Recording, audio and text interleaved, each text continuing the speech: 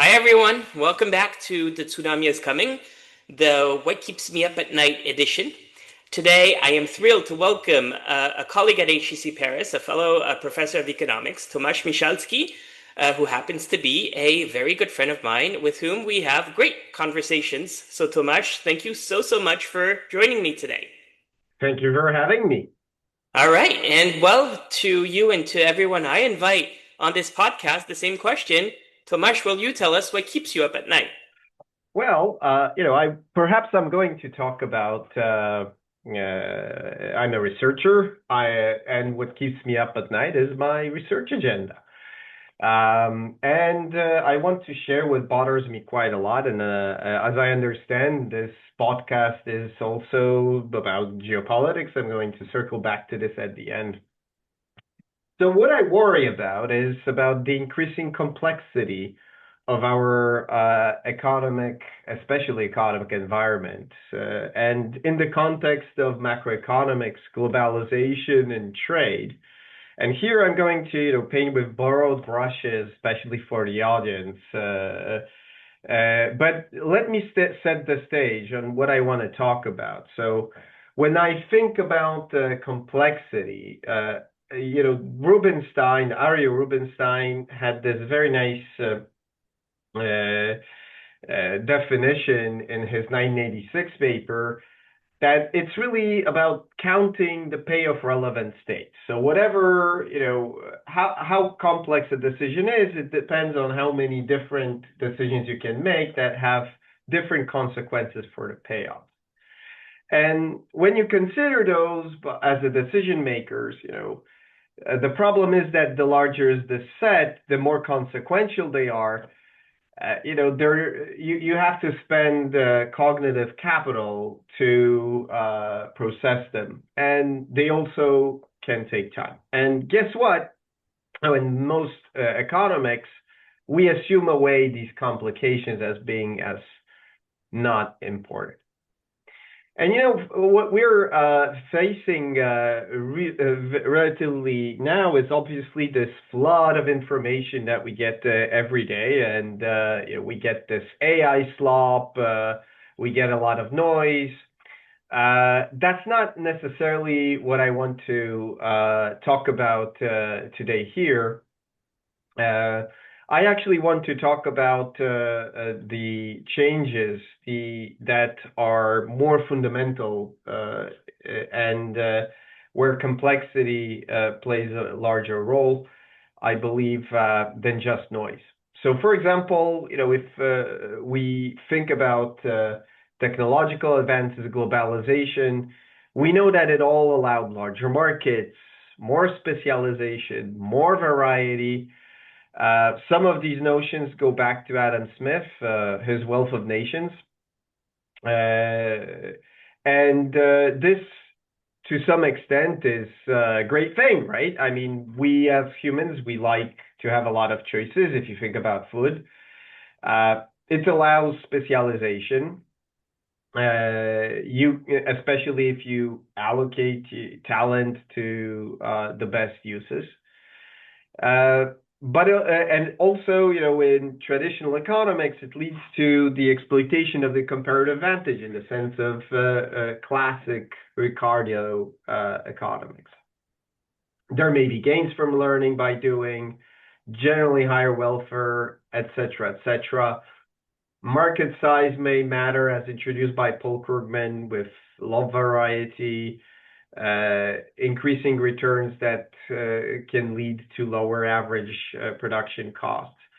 But in all these models, what is missing is that you actually have, with dot variety, more specialization. It also implies higher decision costs and information precision costs. They're not widely studied. There was some of it before about coordination costs by Becker and Murphy at the beginning of the 90s. There is Xavier Gabet in recent years that is redoing all the basic laws of economics, assuming that there's this cognitive cost, that agents have so-called rational attention, but we still don't know much. And let me give you concrete examples where it matters, right? So at individual level, let's me start from something where this is about how I started, right? Um, when I started as a PhD student, most important people in economics, they were following absolutely everything, right? So you would tended to be well read. You understood what was going on in game theory, microeconomics, macroeconomics, international trade. But this is no longer there, right? There's so much specialization that people from different fields don't understand, the crimes, the assumptions that researchers do in other subfields. So it's difficult to keep up. And this raises the first thing that can be generalizable, very easy to invention, right? Are ideas, as some claim, harder to find, or are they just longer to find, more complex to find, requiring more outlays, coordination, and so on and so forth? Take a firm that faces, trade liberalization episodes like we had with the World Trade Organization. On the one hand, it's going to get opportunities to export to new markets, use new inputs, and we various economics papers show that having this improves productivity, welfare, and so on and so forth. You have efficiency gains and so on and so forth. But what is left unexplored, this brings also more difficult decisions to make. If you think about the choice of inputs, I have now more inputs to choose from, and I have to verify the suppliers. The competitive environment becomes more difficult because I have more competitors. I need to explore the complex interdependencies. Basically, I need to spend resources to make those decisions, and this has obviously consequences. And these interdependencies may be very complex, right? So I can give you a research anecdote here. There's a very well-known paper by Caliendo and Paro that estimated which sectors in the world, in thinking about sectors and countries, had the most significant influence on world GDP. So this paper was written in 2019. What do you think was the sector that mattered most at that time? In 2019? Yes. I don't know. I'm thinking shipping for some reason. No, but think about country, right? Country times sector. I don't know. Tell me. Uh, it's Chinese real estate. Aha. And then Right. all the usual culprits like, US real estate, US finance, were also there where, for example, the Great Recession started with the real estate and finance crisis shocks in the US. Anyway, we had a lot of Chinese sectors, and firms probably in Europe, in France, are totally unaware of this, right? And you had a plethora of Chinese sectors, electrical production, and it was just 2019. But since then, probably the importance of China, perhaps India, just grew, right? And this Mm-hmm. is the complexity that we even don't know about, right? There are some things we know about and we can try to analyze, but there are so many interdependencies that we cannot. And this causes difficulties. But there are also, problems in other domains, not only, globalization, that there are more inputs, competition, more markets, more things to analyze. Also, we have regulations, right? Taxes, subsidies. We do want some regulations to exist, right? We don't want children to pierce their hands if there's an unsafe toy or choke on small parts. But think about construction. Many economists now are puzzled by the fact that productivity in construction, if, for example, you measure in the US, you have very long time series, it actually started falling at the end of the 60s. So why, right? And the conclusion for the time being is, well, perhaps productivity in that sector is held back by various regulations, from health standards, which are laudable, but also land use, like zoning, etc. And such regulations obviously has cognitive costs for firms as well. It requires specialists to process, maybe a source of distortions. And then with regulations, as our esteemed colleague from HSA, Isaac Gilboa, says, if you put too many constraints on a problem, you may find there is no solution. So, there's also, I would say, a different aspect of complexity, which is the fact that there's a question of adjustment costs, right? If there are too frequent changes of technology, regulations, the competitive environment, how should we as firms or individuals reevaluate our optimal plans, right? How often should we adopt new technologies, platforms, methods? This imposes adjustment costs all the time. There is a simple intuition that exists in search models, right? If the change of the state is too often, even if you think about two states, there's a Markov process, there's a random change between two. There may be a point when the changes are too frequent that you just adopt the status quo as an optimal strategy. Right? So this poses loads of questions. And firms have to take that into consideration. They adapt in various ways. They invest in specific PPE, so production plant equipment. They invest in specialists and experts and people.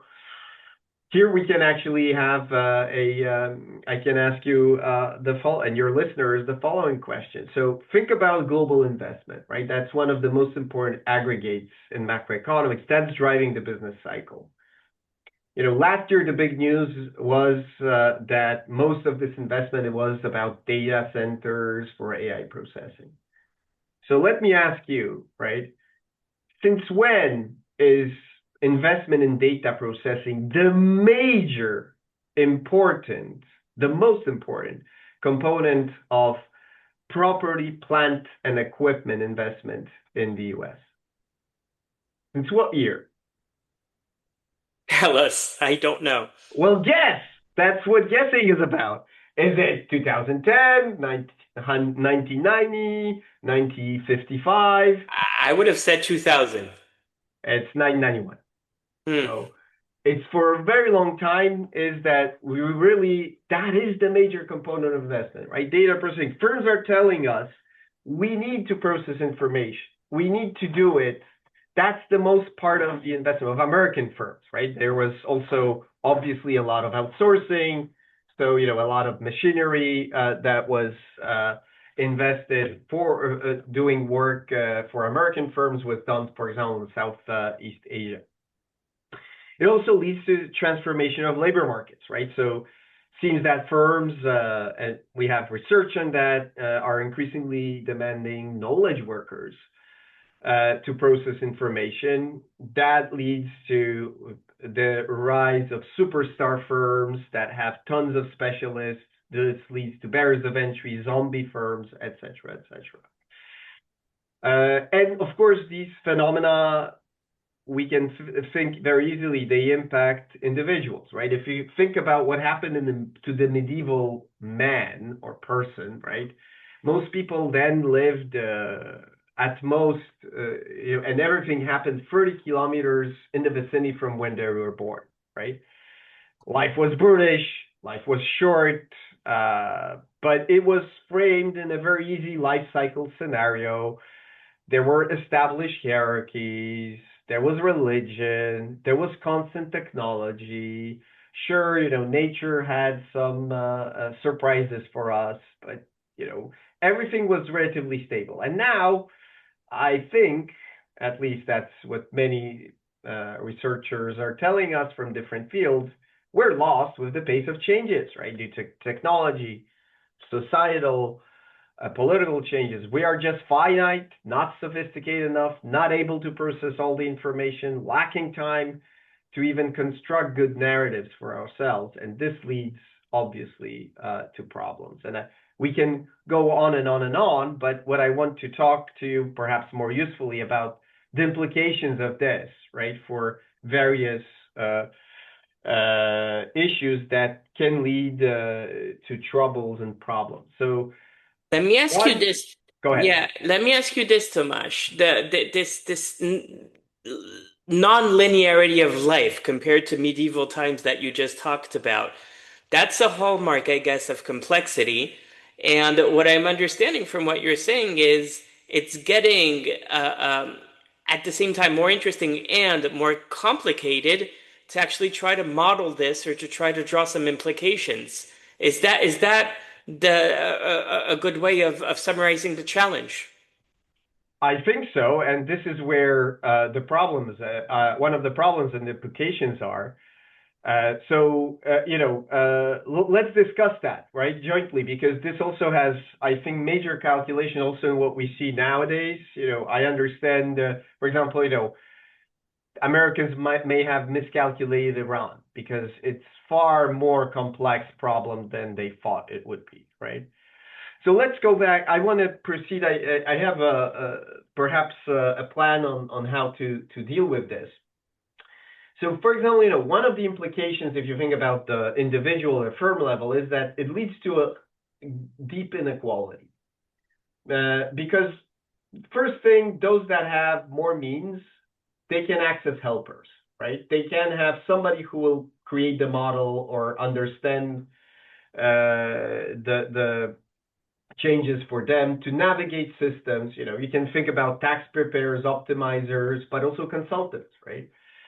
But more importantly, if you think about cognitive costs, there are those people that are nickel and dime, as Barbara Ehrenreich was describing.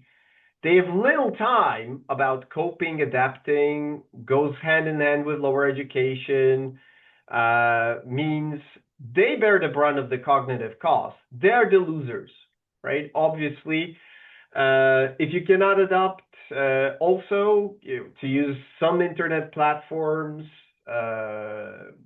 internet payments, this may be exploited against you, right? We see price discrimination, for example, even at the very rudimentary level by banks via the internet, providing better services to those there versus the brick and mortar agencies. You get worse deals on everything if you cannot adopt, right? And then, a lot of people have this view, I cannot adopt, I'm cheated by the system somehow, right? So what I worry about is that we have fracturing societies within the individual countries, not only the West, right?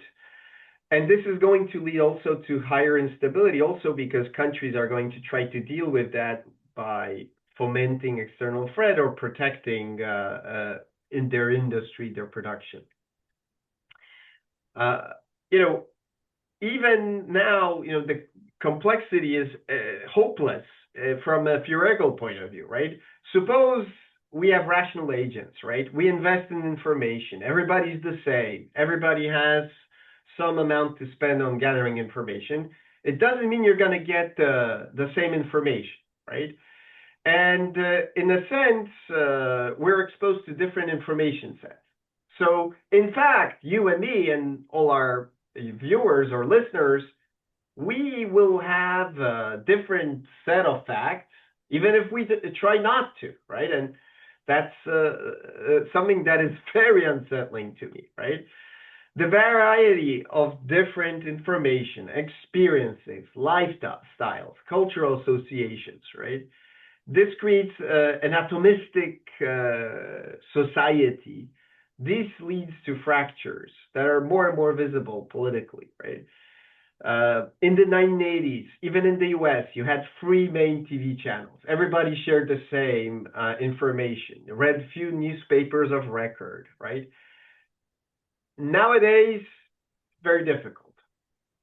So, we live apart. We're not only bowling alone, we grow up alone. We make lifelong choices of alone. We make our own narratives, which may be vastly incorrect and incompatible with others. And it probably affects our preferences. And this is severely understudied, right? All And right. my Yeah, go question ahead.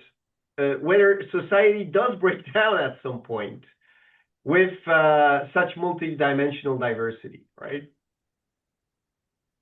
So Tomasz, to conclude, where does this leave our research agenda in economics, I guess? What are the missing pieces here? I kind of hear a shy call for more multidisciplinary conversations, but I'm not entirely sure. How does that shape the research agenda for economics going down the line, do you think? So I think that we should, in fact, go into this. We should use a lot of views from political or sociological sciences on how people actually make decisions. So trying to see how investigate the behavioral rules and decision rules, right? And we also need to take that into account, for example, when we design institutions or laws or mechanisms, right? If you think about designing a political system now in France, right, we have this geographical fracture, large city versus the hinterland divide, right? If you live in a large, rich, multicultural, multi-ethnic city, your worldview, politics, way of life is completely different from, say, Saumur, where you can still hear ici c'est la France, on parle français ici, right? I don't want to denigrate those people, right? I just want to say that we need to make the political system, institutions work very well for those groups, right? For example, there is a wide perception meritocracy doesn't work. If you're from a small city, you will not have the same opportunities as you would have in 1960s of getting up. And this gives rise to a possibility of the risk of populism, risk of simple solutions. There is a role for the state, I think. So, avoiding complex regulation. If carbon border adjustment mechanism, I don't know if you looked at it. Medium-term budgetary objectives for countries in the EU. Google it. Wonderful. Can you tell me what's your marginal tax rate? It's very difficult, right? Hmm. So there are roles for the state. I think there are arguments that the state perhaps should have a new sort of intervention than just rather for a redistribution. For example, provide low processing information versions of standard services. To some extent, those are legacy systems in Western societies, right? For example, base healthcare plans, right? That you don't have to think about. Retirement system. It doesn't need to be pay as you go. Right? It could be individual investment schemes, right? But something that is super basic, right? Schooling options, right? That there is also, the state shouldn't be lead. The state should hire experts to solve these complexity in investment problems for us, right, as citizens. So this is really where we are. It really worries me, right? Because this imposes loads of costs. We don't understand how to cope with it. We deal with it. And circling back to the topic of your podcast, right? It's clear that the end of the Cold War, the end of the unipolar world, with increasing trade, financial integration, the growth and catch-up of emerging developing world makes the entire economic environment much more complex with so many interdependencies we cannot fathom. So it's obviously prone to miscalculation, misunderstanding on the side of different actors. So, take the very basic China shock, right? Trade economists were telling you this is a great idea, right? Because traditional textbook models would tell you, oh, you know what? China is going to open up. It's going to specialize in labor-intensive manufacturing goods. We're going to have a win-win here, and everybody's going to have a higher welfare. But all these models didn't take into account that the internal adjustments in Western economies are not instantaneous. That labor is not homogeneous, so that there are going to be losers, and if you lose your job in manufacturing, you will not become, a consultant in AI, right? And also, in the longer term, they didn't quite understand how the long-term comparative advantage of China, for example, is going to be impacted, right? So this is a situation which tells us that even a problem that was studied for ages, that is trade liberalization, was deeply misunderstood by very, very smart people, right, with disastrous consequences. The fast-moving comparative advantage of China, for example, ascension of the production ladder in terms of technological products like EVs, right? Though to some extent, it followed the Japanese, Korean, Taiwanese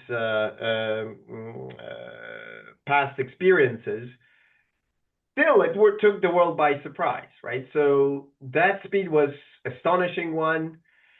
And because of also of the size of China, this affected everybody profoundly, and very sophisticated players, European car champions, were completely taken off guard, right? And now they have to adapt very quickly.